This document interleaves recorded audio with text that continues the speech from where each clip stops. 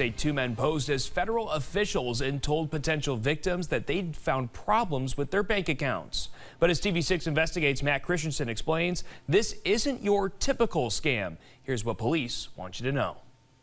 Scammers are increasingly pretending to be government officials in their schemes to defraud the elderly.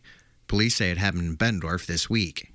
According to police, 2 men posed as officials from the Federal Trade Commission and told the victim that their bank account had been compromised. The 63-year-old turned over $35,000. Scott County Sheriff Tim Lane said these kinds of scams happen more often than you might think. That seems to be, right now, overwhelmingly, the majority of the cases of scams are people that are impersonating actual real public officials. According to the most recent stats, elder fraud complaints to the FBI increased by 14% in 2023, crimes that resulted in over $3.4 billion in losses.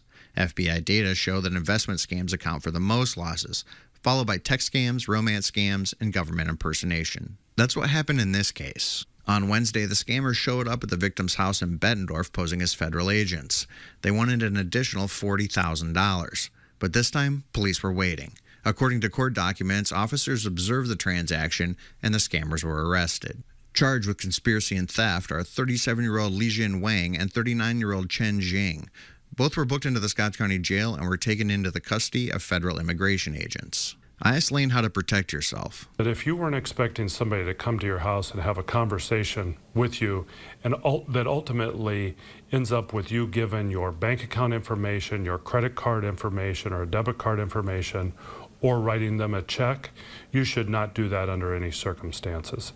In Bettendorf, Matt Christensen, TV6 Investigates. Police say that if you suspect you're being scammed, do not provide any more information and contact law enforcement.